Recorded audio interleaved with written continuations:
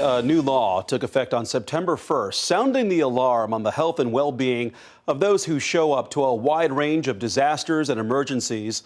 The law requires the state to assemble a panel to examine support systems in place for firefighters as Texas grapples with losing first responders to suicide.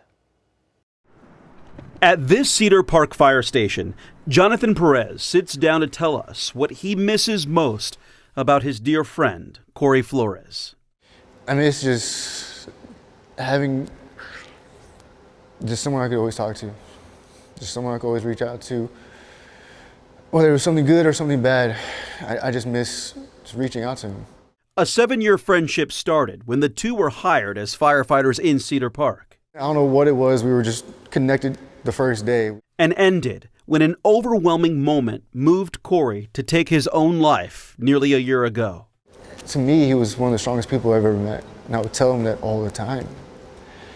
So when it happened, I just couldn't wrap my head around it being him. Over the years, Corey and Jonathan became inseparable, saw each other as brothers. Corey's father remains close to Jonathan, supporting and visiting each other as they both continue to grieve. He was going through a lot of pain, and he believed that was the only way out. You know, I see his family hurting. I see our brothers and sisters hurting. I'm hurting. I don't want that for anyone else. Corey's death is one of a growing list of first responder fatalities attributed to suicide, with incidents involving firefighters increasing, according to research from the U.S. Fire Administration. I think it's getting worse, and what I mean by that is it's very, very widely recognized in the fire service that post-incident stress and suicides are a problem today that we didn't have decades ago in the fire service. Bob Nix is president of the Austin Firefighters Union. He says in Austin alone, 5 firefighters have died by suicide since 2017. We see tragic things, very tragic things. And, it's hard to put that to bed sometimes, and it does accumulate over time. But now there's a new law on the books that could help save those who have made a career saving the rest of us. House Bill 1593 requires the Texas Commission on Fire Protection to assemble an advisory committee to study the need to put into place suicide prevention and peer support programs in fire departments across the state. You're going to somebody's worst day.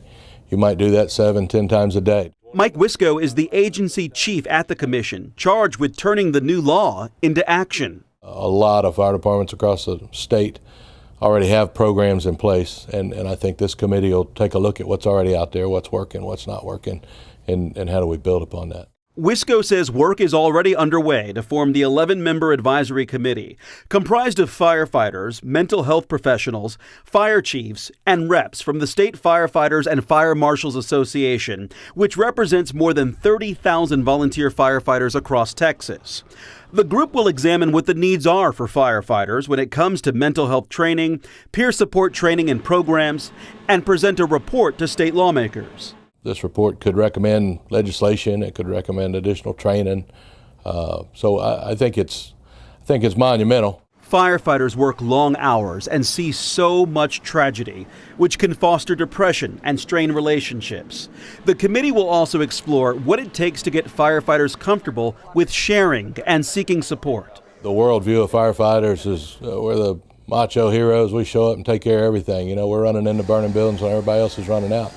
Absolutely true, but we're still human beings, and we're impacted by the things you see and the things we do. So you could tell some people are still under the stigma of it looks weak to reach out. And I really, really hope we can change that culture.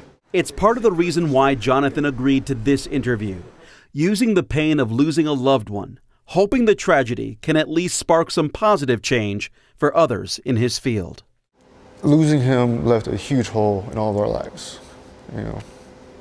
And the only way I think all of us are really working through it is kind of leaning on each other. You can never really replace a spirit like that. Jonathan actually is a member of the peer support team for the Cedar Park Fire Department, which already has a number of mental health counseling resources available for its firefighters. So does the Austin Fire Department. Under House Bill 1593, the new advisory committee must turn its report into the state legislature by September of next year. The commission meets in November and will vet the candidates whose names were submitted for the panel. If you or someone you know is struggling, call 988. The Suicide and Crisis Lifeline offers free, confidential support.